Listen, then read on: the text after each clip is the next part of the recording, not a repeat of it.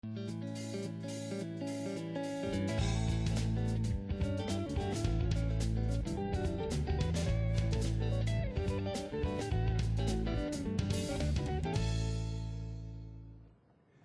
proposta sobre mineração em terras indígenas vem sendo discutida há anos, sem que haja uma conclusão final, pois é difícil conciliar os interesses das populações nativas com prioridades financeiras de grandes empresas públicas e privadas. O que se espera é que o novo Código Mineral possa resolver esta e outras questões. Sobre esse assunto, eu converso agora com o deputado Edio Lopes, do PMDB. PMDB de Roraima. Muito bem. Quer dizer, eu falei, inclusive, interesses, digamos, financeiros de grandes empresas privadas e públicas, mas há também uma outra variável que eu não citei, que é a questão dos, digamos assim, de questões de segurança nacional, de grande estratégia brasileira, né? Nacional do Brasil. E eu acho que é por aí que o senhor estava me falando agora há pouco, antes de começar, a gente estava com a conversinha aqui antes, essa questão de que Roraima, então, seria um estado brasileiro. Antes de falar de outras coisas, seria um estado brasileiro que contém reserva de terras raras. Exatamente. Porque, deputado, a gente aqui, eu sou leigo nessa questão de terras raras, leigo total. Eu leio, às vezes, no jornal, assim, a China detém o monopólio das terras raras. Estados Unidos discute com a China a questão de... Eu vejo assim, mas o que será que é esse negócio de terras raras? Quer dizer que o Brasil também está nessa história. A questão envolvendo mineração em terra indígena ela é muito ampla. O Brasil, dada a vasta extensão de terras indígenas, sobretudo na Amazônia, Exato. onde, conhecidamente, nós temos significativos e extraordinários até depósitos minerais, é óbvio que pela extensão das terras indígenas, grandes, se não a grande maioria dessas jazidas, estão hoje sob terras indígenas. Não é só uma questão do minério conhecido e tradicional, minério de ferro, casterita, ouro. Hoje, o senhor falou numa questão importantíssima. O Brasil precisa urgentemente regularizar a questão da mineração em terra indígena, porque nós temos, dentro das reservas indígenas na Amazônia, as grandes jazidas de terras raras do país, que é, sem nenhuma dúvida, o mineral high-tech do momento. E o senhor citou a China. A China hoje detém 95% do mercado de terras raras no mundo, estima-se que ela tenha jazidas da ordem de 35%, 36% das jazidas do planeta, só que ela mantém o monopólio da produção. Tanto isso é verdade que a China estabeleceu cotas para exportação anual de terra rara para o resto do mundo. Estados Unidos, Japão e a União Europeia imediatamente entraram na Organização Mundial do Comércio, questionando essa posição da China. O Brasil vem dormindo ao longo dos anos nessa questão, mas agora é preciso tomar uma decisão. Deixa eu te interromper e te fazer uma pergunta. Eu já vi entrevistas aqui na rádio, na TV Câmara, e já falando sobre a questão do Código Mineral.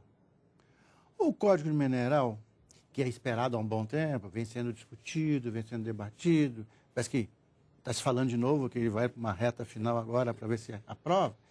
O Código Mineral não contempla questões dessa natureza, ou seja, o Código Mineral vai definir novos royalties, vai definir uma série de questões. Autorizações, que em vez de autorizações agora são licitações, sei lá o quê. Agora, não define também a questão das terras indígenas, porque ele não atualiza essa questão? Não pode? O Constituinte de 88, ele tratou a questão indígena num capítulo específico, e há quem diga que esse capítulo seria a cláusula pétrea da Constituição. Há juristas que defendem até este patamar. O parágrafo 3º do artigo 231, que trata da questão da exploração de recursos minerais em terras indígenas, ele impõe ao Estado brasileiro uma regularização prévia para explorar qualquer recurso mineral em terra indígena. E impõe ainda 3 condições fundamentais. A primeira é de que as comunidades indígenas têm que ser consultadas previamente. Não quer dizer que a sua opinião defina a questão, porque essa questão está lá no terceiro impositivo constitucional que diz que quem decide isso é o Congresso Nacional. E a segunda imposição que o Constituinte nos trouxe é de que as comunidades indígenas teriam uma participação a ser estabelecida no resultado das lavras da jazida dentro das suas terras. Portanto, não há que se falar em regulamentação de mineração em terra indígena dentro de Código Florestal, dentro de Código Mineral. Certo. Agora, e como se alterar, então? É uma PEC?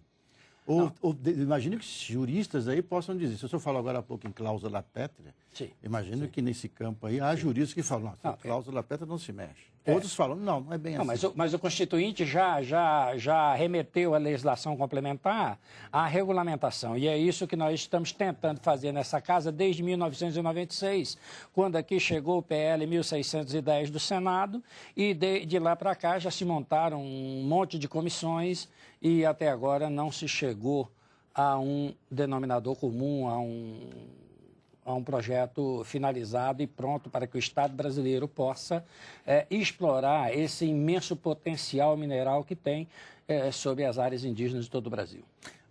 Aqueles que se opõem a qualquer mudança nessa situação, no status quo das terras indígenas, vão dizer sempre assim, é mais um ataque à demarcação das terras, a integridade das terras indígenas. Eu imagino que o senhor já esteja enfrentando coisas desse tipo, não é verdade? Não é uma situação fácil. Nessa questão, essa é uma questão das mais complexas que se discute nessa casa há anos.